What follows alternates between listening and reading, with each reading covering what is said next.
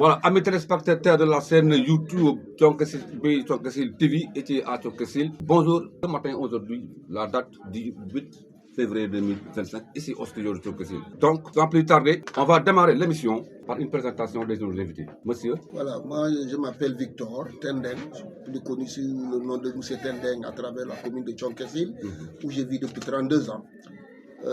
J'ai pris ma retraite à l'école de Daga, qu'on appelle Mambouna Diata. Alors c'est un honneur pour moi, en compagnie, je salue tout le monde, je salue vos collaborateurs, je salue mon frère Jimo Edouard qui est venu pour qu'on puisse partager. Souhaitons qu'à la fin de l'émission, que vous puissiez en trouver ce que vous cherchez dans cette vision-là. Merci beaucoup, monsieur. À ma gauche. Monsieur Edouard Sadio, je suis natif de Kartiak.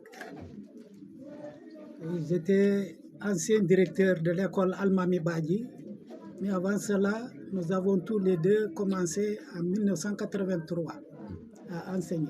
Moi, j'étais dans le Xinjiang, dans un village qu'on appelle Toukara. J'ai fait là-bas 9 ans de service. J'ai quitté là-bas pour Kouram, où j'ai fait 1 an, 92-93. Puis ensuite, de 93 à 2020, où nous avons pris encore la retraite ensemble, j'ai fréquenté l'école Almami Badji. Donc, je suis très heureux d'être invité à cette émission pour parler de l'éducation.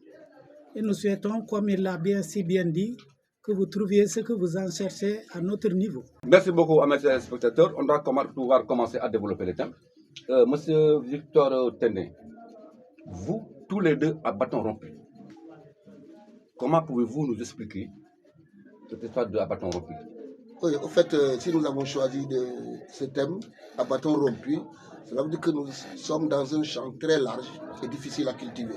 Nous parlons d'éducation. Alors, l'éducation, vous savez, elle va du préscolaire à l'université. Donc, si on parle de bâton rompu, ça veut dire que nous irons de la base vers le sommet. On ne peut pas, le paysan qui prépare son champ commence par défricher. Donc, on va parler du préscolaire. On ira à l'élémentaire, au moyen, secondaire, et si même on peut parler un peu de l'université par rapport à l'orientation des jeunes aujourd'hui. C'est pourquoi nous avons dit qu'à bâton rompu, cela veut dire qu'il n'y a pas de tabou. Tout sur l'éducation peut être posé. C'est voilà le mot bâton rompu. N'importe quelle question peut venir et Inch'Allah, on trouvera la réponse. Ok, merci beaucoup. Monsieur Sadio, vous êtes d'accord? Oui, un bâton rompu, comme il l'a si bien dit, c'est tout simplement toute question qui peut venir de l'éducation. Nous sommes preneurs. D'accord, amis téléspectateurs, on va continuer avec nos sœurs invités à bâton rompu. La première question, le système scolaire ancien que vous enseignez à l'époque, et par rapport au système d'aujourd'hui que vous appelez, ce n'est pas le curriculum que vous n'avez pas enseigné autant. Qu'est-ce que tu peux nous expliquer par rapport à ça? La différence, peut-être, c'est entre État ou... Évidemment, c'est vrai, vous savez, dans l'éducation, c'est des approches. Nous, quand nous entrions dans l'enseignement, c'était l'approche par les contenus. Ensuite, il y a la pédagogie par objectif qui est venue avant d'arriver aujourd'hui au curriculum. La chance que nous avons eue, c'est d'avoir traversé ces trois approches-là. Nous avons enseigné avec les contenus, nous avons enseigné avec la PPO, la pédagogie par les objectifs, et nous avons enseigné avec le curriculum. Peut-être à distance, on était dans l'encadrement, on était déjà directeur d'école déchargé, mais on pouvait aussi suivait les formations parce qu'on doit aussi capaciter les enseignants qui sont dans nos classes. C'est pourquoi donc ces systèmes sont différents. Alors les parents aujourd'hui, s'ils ne comprennent pas, ils disent que l'éducation a changé. Ce sont les approches qui ont changé, mais le socle est là. Okay. Effectivement, les approches, parce que qu'est-ce qu'on entend par approche? Comment faire pour atteindre l'enfant à qui vous êtes en train de donner un enseignement? Donc, il y a plusieurs approches. Comme on le disait d'autres de manière ordinaire, le te à ta, nous sommes passés par là.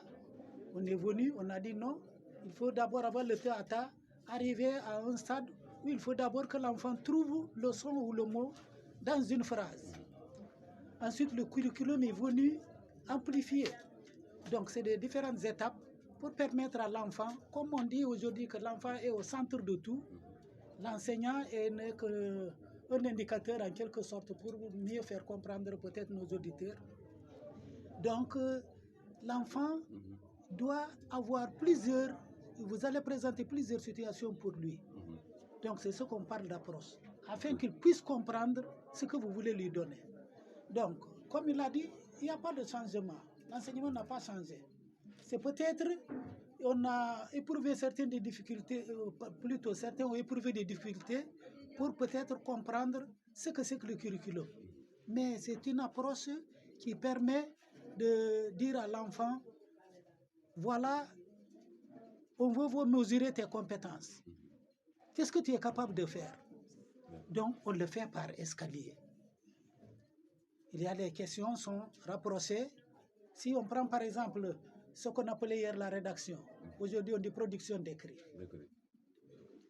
Tu peux introduire et ton introduction est fausse. Tu fais un bon développement, tu fais une mauvaise conclusion. Mais dans ça, l'enfant, s'il n'a pas de compétences pour développer son introduction, il n'a pas de compétences pour développer sa conclusion, mais il a eu des compétences pour développer son développement. Donc, s'il a ça, il y a des rubriques qu'on dit des indicateurs qu'il faut placer pour chaque niveau et l'enfant parvient à avoir une note.